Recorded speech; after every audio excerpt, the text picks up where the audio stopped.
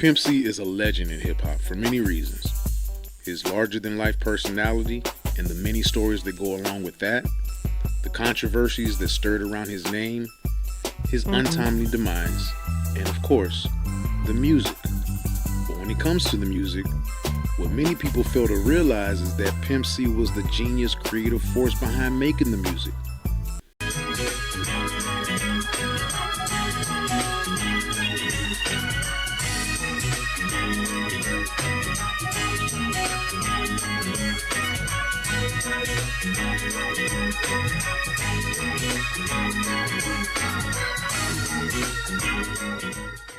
UGK and their musical impact is hardly brushed over.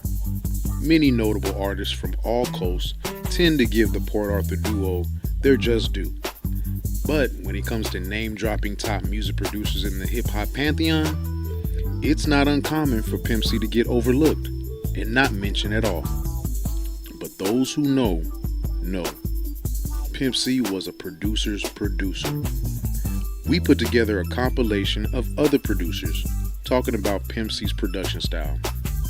Enjoy the video, like, share, subscribe, and please comment, what is your favorite Pimp C produced beat?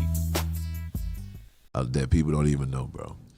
Can you speak on the creative side of it, though, with both of y'all being producers and singers at the same time? Let me tell you something, man. I'm still a fan. I was the biggest Pimp C fan. So when I finally got a chance to see him work, bro, let me tell you something. That's one of the coldest, most funkiest moments you ever want to see somebody produce. For somebody to hit a sample and feel it so much that they start rocking like this. Oh! That's it right there, sleep. Oh! What do? What the being want to tell him what the whole want? Boy, I'm sitting there like, come up with the whole song. My God. Man, Pimp was untouchable, bro. Like, I still use some of his techniques on how I produce. He's insane, man. He was insane. He was so funky.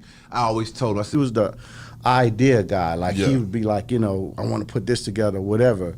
And so he brought in, the Munchie song, the Bootsy Collins song. Yeah. And so he knew some of the guys from the Meters. Right? The guitar player, Leo Necatelli. And so he got some of those guys together, they replayed it. Okay. Right? Okay. So when they replayed it, I sampled it. I was like, we got to keep it.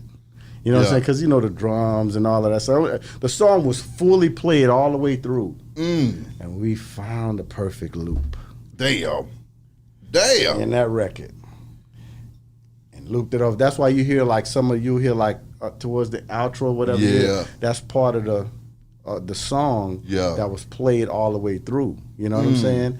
And there was some other stuff that was played over the top of it, but again, like, we was just like, man, we don't need too much. Like, it's already in there. Because it's like, normally when you have a sample, like, you'll play stuff over the top of it. It's like, man, shit just raw. It's raw like that. You know what I'm saying? So we put the drums to it, man, and but me and C, we never had an argument on production, or songs or whatever. He had his ideas or whatever, and we came together. If I was like, man, I don't know about that bass line, you know what I'm saying? He'd be like, well, shit, mute that hoe. You know what I'm saying? Yeah. And then we'd just come with another bass line. Yeah. That's jamming, man. Exactly. You know what I'm saying? And then boom. Like, we never had a disagreement with any music or anything like that because it's music. We always looked at it as like, hey, I don't like the guitar, I don't like the drums or whatever. Okay, let's do them over. Yeah. We'll spend more time talking about what we don't like than just doing it. You know what I'm saying? So, one day you're here, baby. The next day you're gone. I think it was called One Day by UGK. One day you're here, baby, and then you're gone. The next day you're gone. Pimp C produced that beat. That's a classic beat. That's a classic song. That's a real song. You talk about, one day you're here, next day you're gone. It wasn't just like your average turn-up record, but it was just so real, it's just so real. But it's like it's so real, and the beat was bouncy, and it made you, you can, one day you hear, smoke a little weed to it. But I just love the subject of it because it's such a real subject. Nobody never came with a song like that and a vibe like that on a beat with a subject like that it was just classic.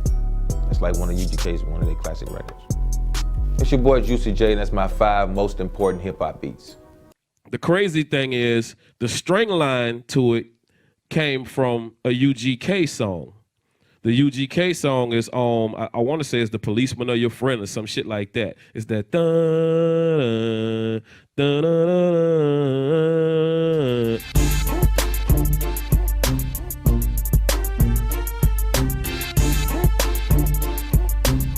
And I remember I was like, Bun, call Pimp, ask Pimp, can I use just the line that's in that song? I'm like, I'm gonna put some other stuff around it. And he was like, oh man, cool.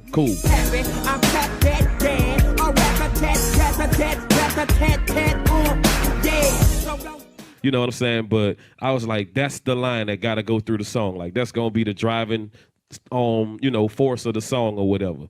And he was just like, yeah, of course. Like, he had no idea that it would be that big, but I was already thinking like this is gonna be a huge song.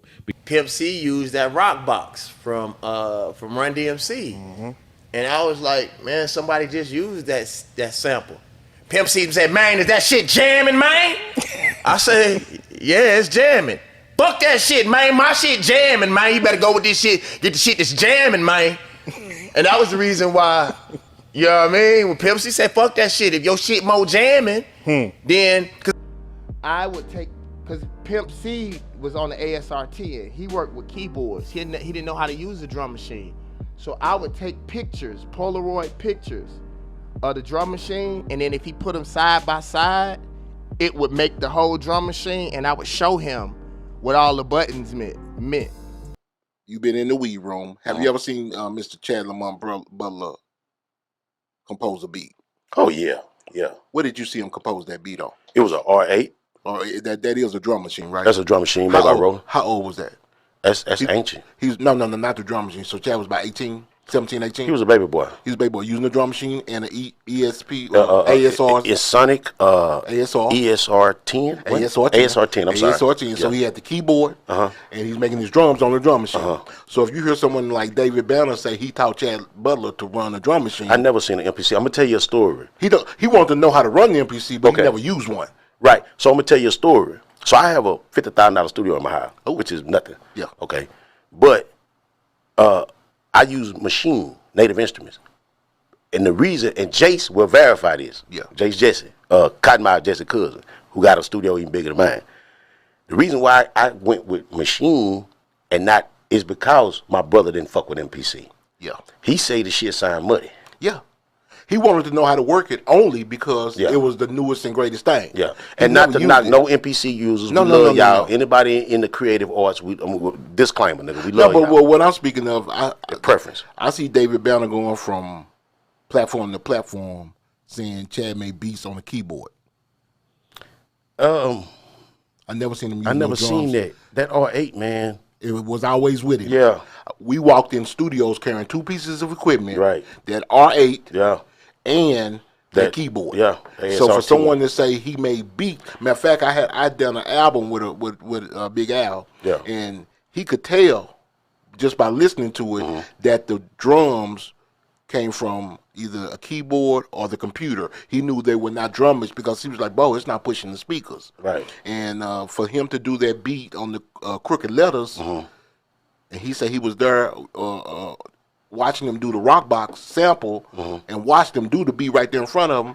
I know for a fact he used the drum machine. Yeah. And that's slanderous.